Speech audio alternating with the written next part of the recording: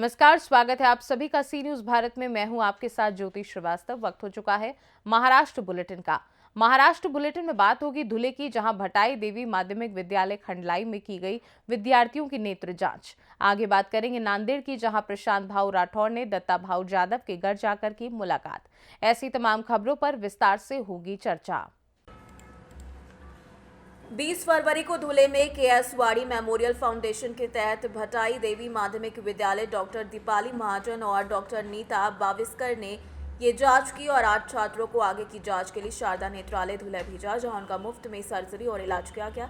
ये परियोजना लगभग 12 वर्ष से चली आ रही है और इसके अध्यक्ष शशिकांत धावड़े हैं, जबकि वैशाली सोनगिरे परियोजना की प्रमुख है। इसके अध्यक्ष स्वर्गीय जगन्नाथ वाड़ी थे, जो कनाडा में बसे थे। दीपाली सागर महाजन, आजची जी तपासणी झाली खंडला येथे माध्यमिक विद्यालयामध्ये, ही तपासणी कासवाणी स्मृती प्रतिष्ठान संचलित बालनेत्र सुरक्षा प्रकल्पांतर्गत मोफत तपासणी झाली विद्यार्थ्यांची। या तपासणीमध्ये 8 विद्यार्थ्यांना आपण शारदा नेत्रालय येथे रेफर केले आहे। शारदा नेत्रालयामध्ये गेल्यावर आमची पावती असली की त्यांना तपासणी फी लागणार नाही, पण चष्मा औषधं असली की ती मोफत त्यांना ती विकत घ्यावे लागतील। आतापर्यंत आम्ही जवळपास 10 लाखाच्या जवळपास विद्यार्थी चेक केलेले आहेत, पूर्ण धुळे जिल्हा आणि काही 40गाव तालुका असे जे धुळे जिल्ह्याला लागून जे तालुके आहेत तिथे सुद्धा आम्ही नेत्र तपासणी केलेली आहे। आणि या तपासणी अंतर्गत तिरळेपणा किंवा मोतीबिंदू यांच्या जवळपास 40 ते 45 विद्यार्थ्यांची आपण मोफत शस्त्रक्रिया पण केली आहे आणि त्या विद्यार्थ्यांच्या सगळ्या प्रतिक्रिया सुद्धा अति चांगल्या आहेत। ही तपासणी शारदा नेत्रालयामध्ये होते, ही फक्त म्हणजे 0 ते 16 वर्ष वयोगट, या वयोगटात जो वयोगट आहे त्या वयोगटातली मोफत नेत्र तपासणी होते। आणि जर काही तिरळेपणाचं ऑपरेशन असेल, मोतीबिंदूचं ऑपरेशन असेल, ते ऑपरेशन अगदी मोफत होतं। आणि ऑपरेशन नंतर जे पण काही चष्मा किंवा औषधं असतील ना, त्याचे फक्त पैसे द्यावे लागतात, पण ऑपरेशन मोफत होणार, त्याचे कोणतेही पैसे लागणार नाही। ओके, धन्यवाद। महाराष्ट्र के धुले से सी न्यूज संवाददाता अनिल सिसोदे की रिपोर्ट। डोंबिवली पश्चिम के जनगण मन विद्या मंदिर और जूनियर कॉलेज के संस्थापक डॉक्टर राजकुमार कोल्हे के मार्गदर्शन में और विद्यार्थियों की कड़ी मेहनत से 25 और 26 फरवरी को जेजीएम शैक्षणिक प्रांगण में प्रयागराज महाकुंभ का आयोजन किया जाएगा। इस 2 दिवसीय महाकुंभ का आयोजन कृत्रिम नदी के जरिए किया जाएगा, जिसका उद्देश्य उन लोगों के लिए उत्सव आयोजित करना है जो प्रयागराज महाकुंभ में भाग नहीं ले सके। लगभग 4 से 5 हजार नागरिक महाप्रसाद के साथ भक्तों की उपस्थिति में इस बड़े भक्ति माहौल को बनाएंगे। नमस्कार, मैं डॉक्टर राजकुमार कोल्हे, संस्थापक अध्यक्ष Janvi multi foundation, Janagana Mana, CBSE state board junior college, Vande Mataram Mahavidyalaya की ओर से आप सभी को हार्दिक शुभकामनाएं दे रहा हूँ। हमारे इस जेएमएफ के प्रांगण में आने वाले 25 से 26 फरवरी को प्रति महाकुंभ मेले की हम तैयारी कर रहे हैं, जिसमें जिस प्रकार से प्रयागराज में महाकुंभ मेला हो रहा है, जैसे कि अमृत का कहते हैं कि अमृत की जो बूंद है 4 जगह गिरे थे, उसमें एक प्रयागराज था, हरिद्वार था, उज्जैन था और नासिक था। इस साल का कुंभ मेला इसलिए भी ज़्यादा महत्व का है क्योंकि अभी तक 55 करोड़ के ऊपर लोगों ने वहाँ पे अमृत स्नान किया है और मुझे लगता है कि सभी भारतीय को या हमारी हिंदू संस्कृति को वहाँ जाना संभव नहीं था। इसलिए हमने सोचा कि उसी का प्रतिरूप हम जैन प्रांगण में रखे।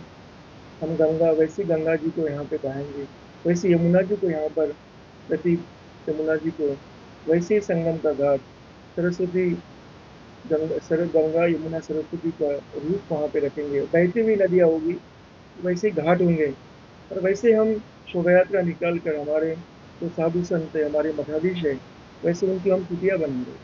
हमारे बच्चों को हमने तैयार किया है और 25 सुबह 6 बजे से दोपहर को 1 बजे उसमें हमारा स्टेट सीबीएसई है और डिग्री कॉलेज को उसकी व्यवस्थापन करने की जिम्मेदारी दी है। डोंबिवली से सी न्यूज संवाददाता दीपक मोरे की रिपोर्ट। डोंबिवली के महाराष्ट्र प्रदेश कांग्रेस कमेटी के मानवाधिकार महासचिव हर्षद पुरोहित ने राष्ट्रपति से पत्र के माध्यम से मांग की कि भारत के संविधान की प्रस्तावना को 5वीं से 10वीं कक्षा तक स्कूली छात्रों को पढ़ाया जाए। उनका कहना है कि इससे छात्रों को संविधान की प्रस्तावना के महत्व को समझने में मदद मिलेगी, जिसमें नागरिकों के लिए राजनैतिक, आर्थिक और सामाजिक न्याय के साथ स्वतंत्रता के सभी रूप शामिल हैं। प्रस्तावना नागरिकों को भाईचारे और बंधुत्व के माध्यम से व्यक्ति के सम्मान और देश की एकता की भावना देती है और इसका उद्देश्य सांप्रदायिकता, क्षेत्रवाद, जातिवाद और भाषणवाद जैसी बाधाओं को दूर करना है। क्योंकि बाबा साहेब अम्बेडकर जी ने जो संविधान दिया है उसमें भारतीय नागरिकों के मूल अधिकार, उसको मिलने वाली सहूलतें, कायदे का ज्ञान वगैरह सब है। तो आज अगर वो स्कूलों में 5वीं से 10 के क्लास में पढ़ाया जाएगा तो हमारे होने वाली भविष्य की पीढ़ी जागरूक होएगी, अपने हक के बारे में, अपने न्याय के बारे में हर जगह वो लड़ सकती है, क्योंकि वो कानून जानती है और आज कानून जानना बहुत ज़रूरी है। तो हर बच्चों को कानून की जानकारी मिले, उसके लिए हमने राष्ट्रपति जी को ये लेटर लिखा है। इससे अपने होने वाली पीढ़ी वेल एजुकेट होएगी और हर बच्चों को संविधान क्या है मालूम पड़ेगा और वो आगे जाके उसका उपयोग कर सकते हैं। डोंबिवली से सी न्यूज़ संवाददाता दीपक मोरे की रिपोर्ट। डोंबिवली में 19 फरवरी को छत्रपति शिवाजी महाराज की 395वीं जयंती के अवसर पर डोंबिवली के हक की महाराष्ट्र मजदूर संगठन की ओर से 300 मोटरसाइकिल रैली के साथ बड़े उत्साह के साथ शिव जयंती का आयोजन किया गया। इस अवसर पर अध्यक्ष महादू सिंह मेहरे, उपाध्यक्ष अशोक राठौड़, सचिव एडवोकेट अंकिता महसड़े, सह सचिव रेड्डी, कार्याध्यक्ष अनिल राठौड़ समेत कई लोग उपस्थित रहे। आज आपली हक्काची महाराष्ट्र मजदूर संघटनेची पहिली शिवजयंती साजरी करण्यात आली।